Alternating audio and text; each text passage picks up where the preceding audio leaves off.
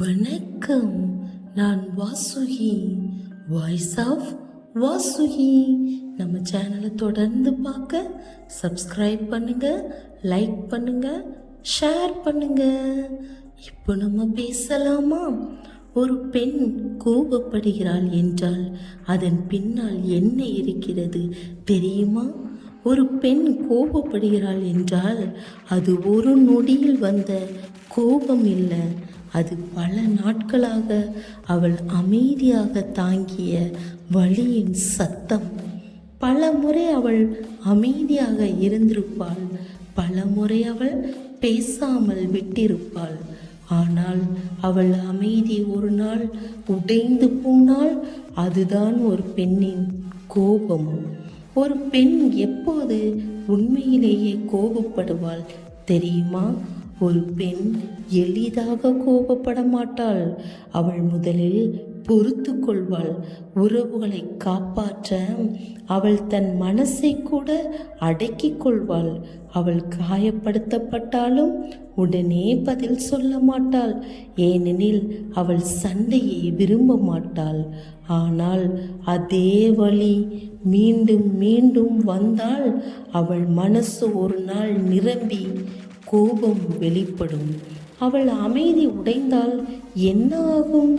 அந்த நாளில் அவள் கோபமாக பேச ஆரம்பித்தால் அது கோபம் மட்டுமல்ல, அது அவள் தாங்கிய கண்ணீரின் சத்தம். அவள் சொல்ல முடியாமல் இருந்த பல வார்த்தைகளின் குரல்.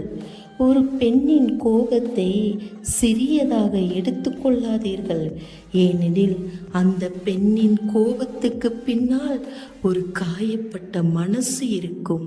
அது சண்டைக்காக அல்ல, அவள் மதிப்பையும் அவள் உணர்வையும் யாராவது புரிந்து கொள்ள வேண்டும் என்ற ஆசை. அவள் ஏன் அமைதியாக இருக்கிறாள்? நினைவில் வைங்க, ஒரு பெண்ணின் அமைதி அவள் பலவீனம் அல்ல. யாரையும் எந்த உறவுகளையும் காயப்படுத்த விரும்பாமல் அமைதியாக இருக்கிறாள். அதே போல ஒரு பெண்ணின் கோபமும் அவள் தவறு அல்ல. சில நேரங்களில் அது அவள் மனசின் உண்மை. அதனால் ஒரு பெண் அமைதியாக இருக்கும்போது அவளை மதியுங்கள். அவள் கோபப்படும் போது அவளை புரிந்து கொள்ள முயற்சியுங்கள், ஏனெனில் அந்த கோபத்திற்கு பின்னால் ஒரு உண்மையான மனசு இருக்கு. அது கோபம் மட்டுமல்ல, அது அவள் தாங்கிய கண்ணீரின் சத்தம். உங்கள் கண்ணீரின் சத்தம் கேட்கிறதா? கேட்கிறது என்றால் எஸ் அப்படின்னு கமெண்ட் பண்ணுங்க. வலிமையாக இருக்க விரும்பினால் தொடர்ந்து இருப்போம்.